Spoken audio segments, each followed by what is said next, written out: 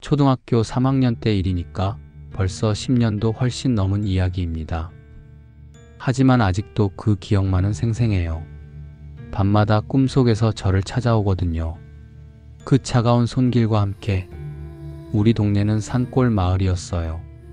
가장 가까운 편의점까지도 차로 20분은 걸렸죠. 그 때문에 저는 어릴 때부터 자연스럽게 밖에서 노는 게 일상이었습니다. 게임기 같은 건 꿈도 못 꾸던 시절이었거든요. 특히 초등학교 1학년 때부터 절친이었던 저와 민철이, 상혁이, 그리고 동식이. 민철이는 조용하지만 의외로 대담한 성격이었고 상혁이는 겁이 많으면서도 호기심은 강했어요. 그리고 동식이는 저희의 리더 격으로 항상 먼저 나서서 모험을 제안하곤 했죠. 4명은 동식이네 집 근처에 있는 제법 깊은 숲에서 해가 완전히 질 때까지 매일 놀았습니다. 그 숲은 정말 넓었어요.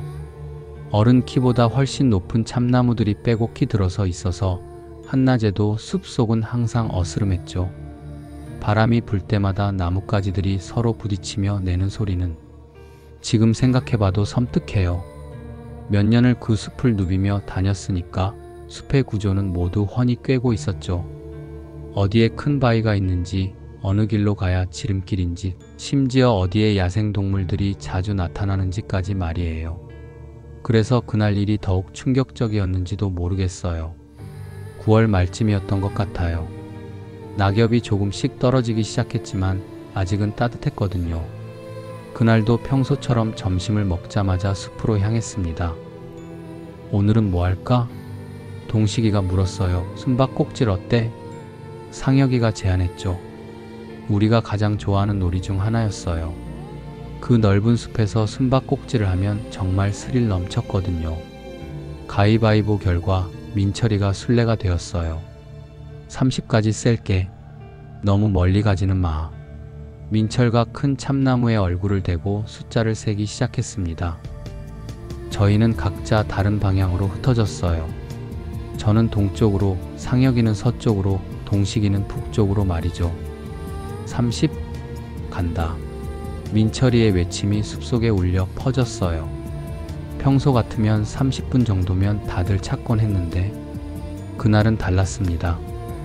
30분이 지나도 1시간이 지나도 민철이가 나타나지 않았어요. 이상하네. 민철이 어디 간 거야? 동식이가 걱정스러운 표정을 지었어요. 설마 진짜 길을 잃은 건 아니겠지? 상혁이가 불안한 목소리로 말했죠. 우리는 민철이를 찾기 위해 숲속을 돌아다니기 시작했습니다. 평소 민철이가 자주 숨는 장소들을 하나씩 확인해 봤어요.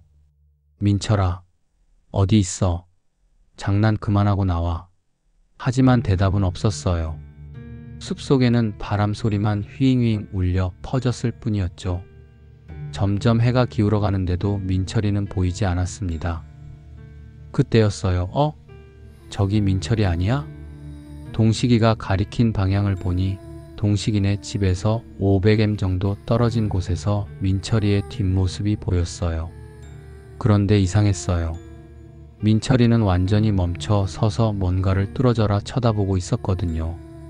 야, 민철아, 뭐해? 우리가 얼마나 찾았는데? 저희가 소리치며 뛰어가도 민철이는 꼼짝하지 않았어요. 가까이 가서야 민철이의 표정을 볼 수 있었는데 얼굴이 새하얗게 질려 있었어요. 민철아, 왜 그래? 어디 아파? 야, 근데 여기 우물이 있었나? 민철이가 떨리는 손으로 가리킨 곳을 보는 순간 저희도 모두 할 말을 잃었습니다. 그곳에는 정말로 우물이 있었어요. 하지만 그게 문제가 아니었습니다. 저희는 그 숲을 몇 년간 사사치 돌아다녔는데 그런 우물은 본 적이 없었거든요. 우물은 오래된 돌들로 둘러싸여 있었어요. 돌들 사이사이로 이끼가 가득 끼어 있었고 썩은 낙엽들이 우물 주변을 뒤덮고 있었죠. 무엇보다 섬뜩했던 건 우물을 덮고 있는 나무 뚜껑이었어요. 낡아서 군데군데 썩은 자국이 있었고 손잡이 부분은 녹이 가득 슬어 있었거든요. 이상해 분명히 없었는데 동식이도 고개를 갸우뚱했어요. 혹시 우리가 못 본 곳이었나? 상혁이가 말했지만 목소리에 확신은 없었어요. 저희 모두 알고 있었거든요. 이 근처는 저희가 수없이 지나다닌 곳이라는 걸 말이에요. 아니야, 분명히 없었어. 어제도 여기 지나갔는데. 민철이가 중얼거렸어요. 그때 바람이 세게 불었어요. 나뭇가지들이 크게 흔들리더니 끼익 하는 소리가 들렸어요. 우물 뚜껑이 바람에 살짝 움직인 소리였죠. 그 소리를 들으니 왠지 모르게 소름이 돋았어요. 마치 누군가가 우물 안에서 숨을 쉬고 있는 것 같은 기분이 들었거든요. 무서워. 상혁이가 제 팔을 꽉 잡았어요. 하지만 우리 나이 또래가 다 그렇듯이 무서움보다는 호기심이 더 컸어요. 한번 열어볼까? 동식이가 조심스럽게 제안했어요. 정말? 괜찮을까? 뭐 어때, 그냥 우물이잖아. 그렇게 말은 했지만 동식이의 목소리에도 약간의 떨림이 있었어요. 우리는 서로를 바라보며 잠시 망설였어요. 하지만 결국 호기심이 이겼죠. 뚜껑은 생각보다 무거웠어요. 둘이서도 쉽게 들리지 않아서 결국 넷이 모두 달라붙어야 했죠. 하나, 둘, 셋. 끼익. 뚜껑이 천천히 열리면서 더욱 섬뜩한 소리가 났어요. 마치 누군가의 신음소리 같았거든요. 뚜껑을 완전히 열자 우물 안에서 차가운 공기가 올라왔어요. 9월 말 날씨였는데도 입김이 나올 정도로 차가웠죠. 그리고 냄새가 났어요. 썩은 나뭇잎 냄새, 곰팡이 냄새, 그리고 뭔가 설명하기 어려운 비릿한 냄새가 섞여 있었어요. 의학 냄새나. 상혁이가 코를 막았어요. 우물은 지름이 1m 정도였어요. 위에서 내려다보니 밑바닥이 간신히 보였죠. 생각보다 얕네? 동식이가 말했어요. 하지만 뭔가 이상했어요.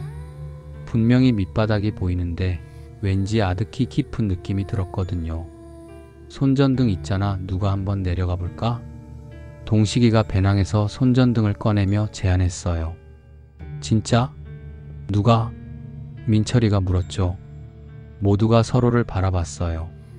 솔직히 말하면 아무도 내려가고 싶지 않았어요. 하지만 가장 몸집이 작았던 제가 결국 내려가게 됐죠. 괜찮겠어? 상혁이가 걱정스럽게 물었어요. 응, 뭐 어때? 그냥 빨리 보고 올라올게.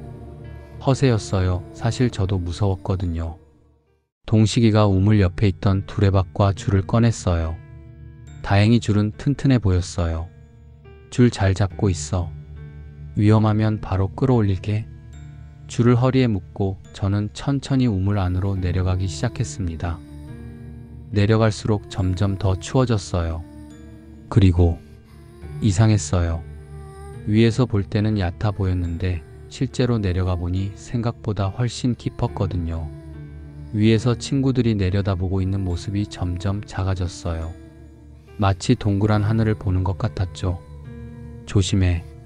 동식이의 목소리가 메아리처럼 울려 퍼졌어요. 드디어 밑바닥에 발이 닿았습니다.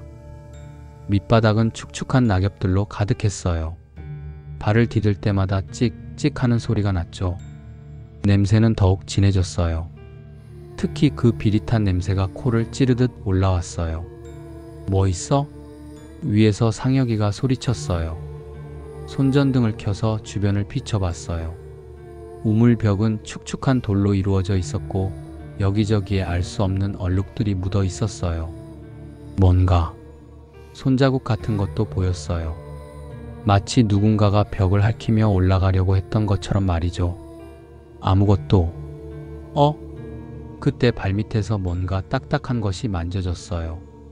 낙엽을 걷어내고 보니 작은 인형 하나가 나왔어요. 낡은 천으로 만든 인형이었는데 얼굴 부분이 완전히 해져서 표정을 알 수 없었어요. 인형 하나 있네. 위에 소리쳤을 때였어요. 쾅! 갑자기 머리 위에서 엄청난 소리가 났어요. 세상이 순식간에 캄캄해졌습니다. 뭐야? 뭐야? 몇 초 동안 저는 상황을 파악하지 못했어요. 하지만 곧 깨달았습니다. 뚜껑이 닫힌 거예요. 야, 장난 그만해. 빨리 열어줘. 목이 터져라 소리쳤지만 아무 대답이 없었어요.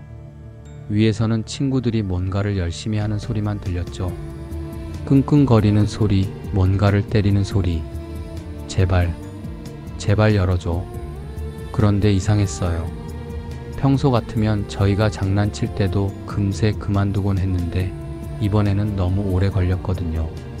점점 더 무서워졌어요. 우물 안은 완전한 어둠이었어요. 손전등이 있었지만 왜인지 불빛이 금세 약해지는 것 같았어요. 그리고 냄새가 더욱 진해졌어요. 특히 그 비릿한 냄새가 말이에요. 으악, 이 냄새 뭐야? 냄새의 정체를 모르겠지만 뭔가 생물체에서 나는 냄새 같았어요. 썩은 고기 냄새 같은. 설상가상으로 손전등이 깜빡이기 시작했어요. 아, 안 돼. 제발. 손전등을 탁탁 쳐봤지만 소용없었어요. 빛이 점점 약해지더니 파직 완전히 꺼졌습니다. 완전한 어둠. 좁은 공간에서 완전한 어둠에 갇힌다는 것. 그 공포는 정말 말로 설명할 수 없어요. 숨이 막히는 것 같았어요. 심장이 터질 것처럼 빨리 뛰었고 온몸이 식은땀으로 젖었어요. 살려줘. 살려줘. 울면서 소리쳤지만 목소리만 우물 안에서 메아리쳤을 뿐이에요. 그때 뭔가 이상한 소리가 들렸어요. 스르륵, 스르륵. 뭔가가 우물벽을 따라 움직이는 소리 같았어요. 뭐야? 더욱 공포스러워졌어요. 하지만 아무것도 보이지 않았거든요. 소리는 계속됐어요. 점점 더 가까워지는 것 같았고, 그때 갑자기 손전등에 다시 불이 들어왔어요. 다시 켜졌네. 하지만 기뻐할 겨를도 없었어요. 아직도 뚜껑은 열리지 않고 있었거든요. 위에서 친구들이 뭔가를 하는 소리는 계속 들렸지만 제가 아무리 소리쳐도 대답은 없었어요. 아, 진짜 갇혔구나. 절망적이었어요. 하지만 포기할 수는 없었죠. 우물벽에 등을 기대고 앉아서 천천히 주변을 살펴봤어요. 다시 보니 벽의 구조가 조금 이상했어요. 돌들이 일정하게 쌓여 있지 않고 여기저기 빈틈이 있었거든요. 특히 제 눈높이보다 조금 위쪽에 뭔가 손잡이 같은 게 보였어요. 저게 뭐지? 두레박줄을 잡고 조금 기어 올라가서 손잡이를 만져봤어요. 차가운 금속 재질이었어요. 그리고 누를 수 있을 것 같았죠. 혹시 용기를 내서 손잡이를 잡아당겼어요. 끼익. 놀랍게도 우물벽 일부가 안쪽으로 열렸어요. 마치 비밀문 같았죠. 우와, 진짜 닌자 만화 같네. 무서운 상황이었지만 순간 신이 났어요. 마치 보물을 발견한 것 같았거든요. 다시 아래로 내려와서 열린 구멍을 들여다봤어요. 구멍은 책장 정도 크기였어요. 그 안에서 차가운 바람이 불어나왔고 손전등을 구멍 안쪽으로 비춰봤습니다. 그리고 그 순간 온몸에 식은땀이 흘렀어요. 구멍 안에는 인형. 수십 개, 아니 수백 개의 인형들이 빼곡히 앉아 있었어요. 크고 작은 인형들, 천으로 만든 인형들, 도자기로 만든 인형들, 심지어 나무로 깎은 인형들까지 모든 인형들이 저를 바라보고 있었어요. 아니, 정확히는 바라보는 것 같았어요. 어둠 속에서 반짝이는 눈들이 저를 뚫어져라 쳐다보고 있었거든요. 으악! 너무 무서워서 뒤로 물러나려고 했는데 발이 떨어지지 않았어요. 그리고 더 끔찍한 것을 발견했어요. 인형들 사이사이에 뼈 같은 것들이 보였거든요. 작은 뼈들, 큰 뼈들, 그리고 뭔가 옷감 같은 것들도. 설마. 그때 가장 안쪽에서 뭔가 커다란 것이 움직였어요. 처음에는 큰 인형인 줄 알았어요. 하지만 점점 가까이 다가오는 걸 보니 너무 커서 인형이 아니었어요. 손전등을 그쪽으로 향했어요. 너덜너덜해진 바지를 입은 다리가 보였어요. 살점이 여기저기 떨어져 나간 뼈가 드러난 다리였죠. 새까만 손과 셔츠는 찢어져서 안쪽에 갈비뼈가 훤히 보였어요. 가슴까지 자란 머리카락. 하지만 머리카락도 군데군데 빠져서 두피가 드러나 있었어요. 그리고 그것의 얼굴을 비춘 순간 눈이 없었어요. 빈 눈구멍에서 뭔가 검은 액체가 흘러나오고 있었고 입은 찢어져서 턱뼈가 보였어요. 하지만 가장 무서웠던 건 그 입가에 미소가 걸려 있었다는 거예요. 순간 그것이 제 쪽으로 손을 뻗었어요. 으아악! 저도 모르게 비명을 지르며 뒤로 물러났어요. 하지만 그것은 더욱 빠르게 다가왔어요. 썩은 손가락들이 제 머리카락을 붙잡았어요. 안 돼. 안 돼. 닥치는 대로 팔과 다리를 휘저으며 저항했어요. 하지만 그것의 힘은 상상 이상이었어요. 차가운 손가락들이 제 목을 감쌌어요. 숨이 막혔어요. 그리고 그것이 제 위에 올라탔어요. 무게가 정말 무거웠어요. 마치 거대한 돌덩이가 올라탄 것 같았죠. 가장 끔찍했던 건 냄새였어요. 썩은 시체 냄새가 코를 찔렀어요. 손에서 떨어진 손전등이 대굴대굴 굴러가더니 제 가슴 위에 올라탄 그것을 비췄어요. 더 가까이서 본 그것의 얼굴은 정말 악몽 그 자체였어요. 피부가 군데군데 썩어서 떨어져 나가 있었고 빈 눈구멍에서는 계속 검은 액체가 흘렀어요. 그리고 그 입에서 목소리가 나왔어요. 함께 놀자. 쉰 목소리였어요. 마치 오랫동안 물속에 있었던 사람의 목소리 같았죠. 안 돼. 싫어. 하지만 제 목소리는 점점 작아졌어요. 의식이 흐려지고 있었거든요. 마지막으로 기억나는 건 그것이 저를 안으려고 하는 모습이었어요. 그리고 모든 게 깜깜해졌어요. 눈을 떴을 때는 동식이네 집 안방이었어요. 천장이 보였고 익숙한 벽지의 꽃무늬가 눈에 들어왔어요.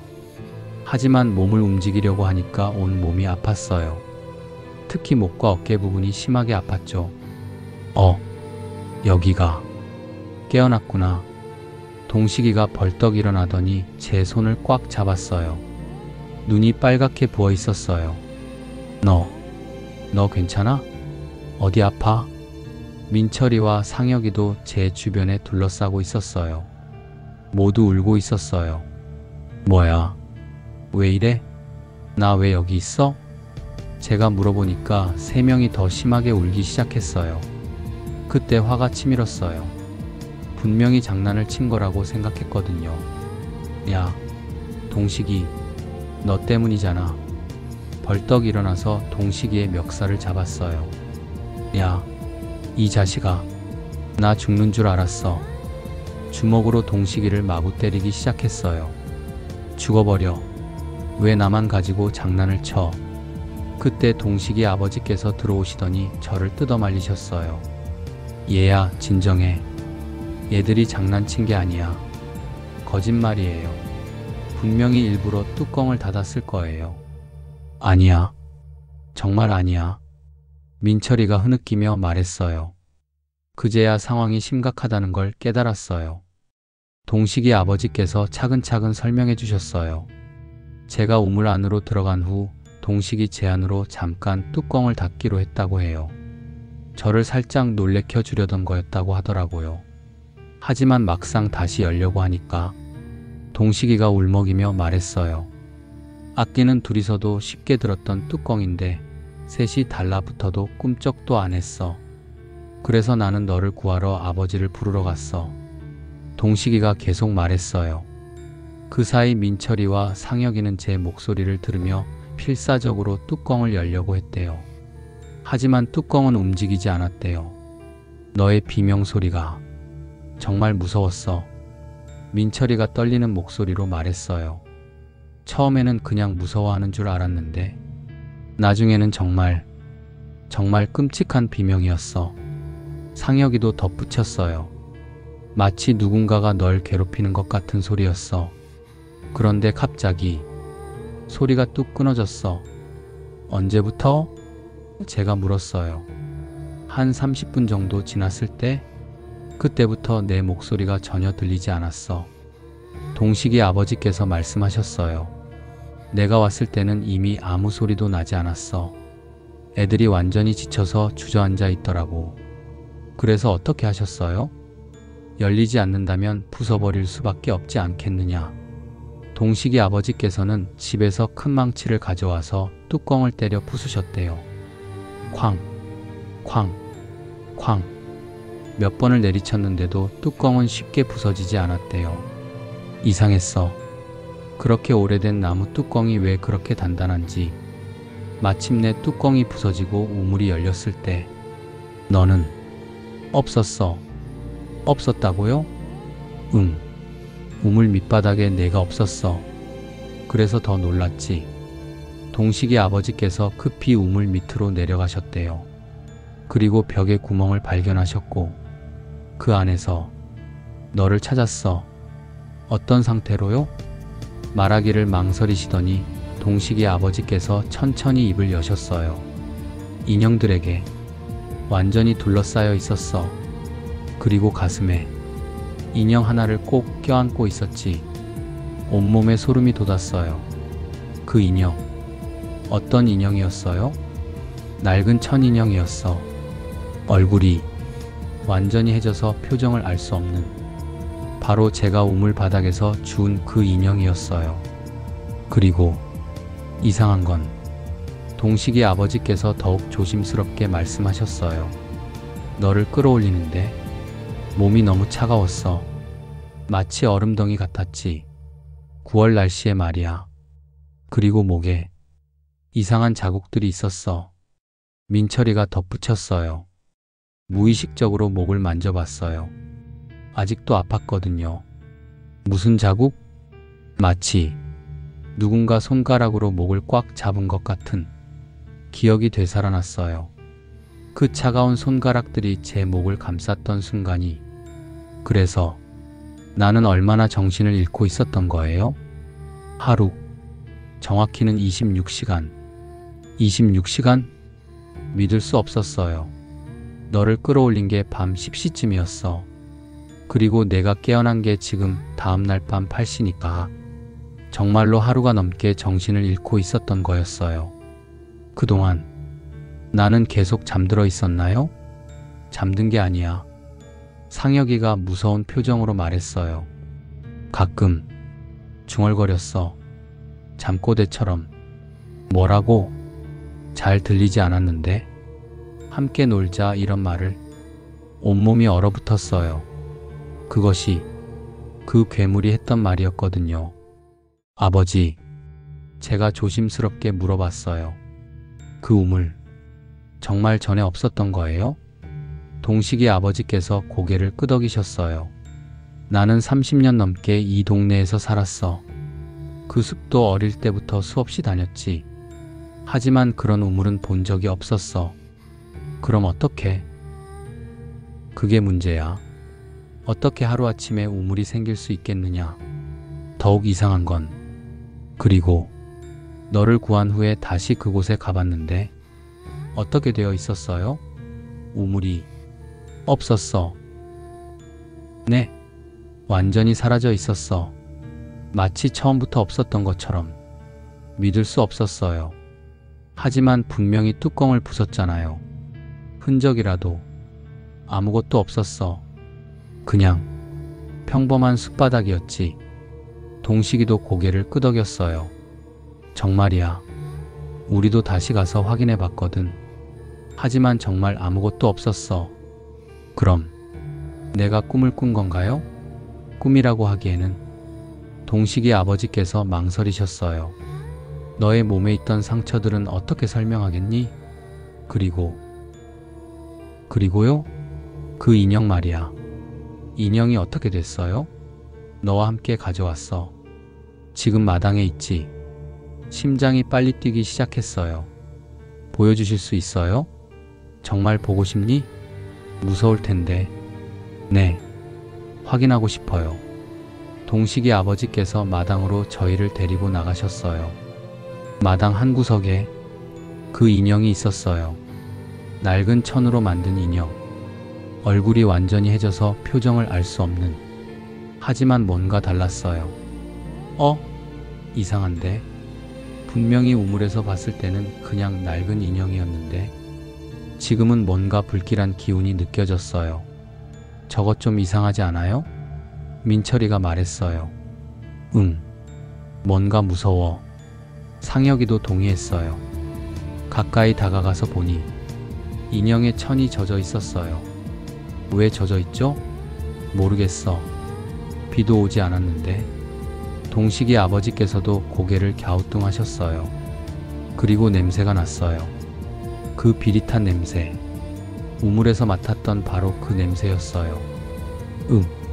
이 냄새. 너도 맡아지니? 동식이가 물었어요. 우물에서 맡았던 냄새와 똑같아. 그때 바람이 불었어요.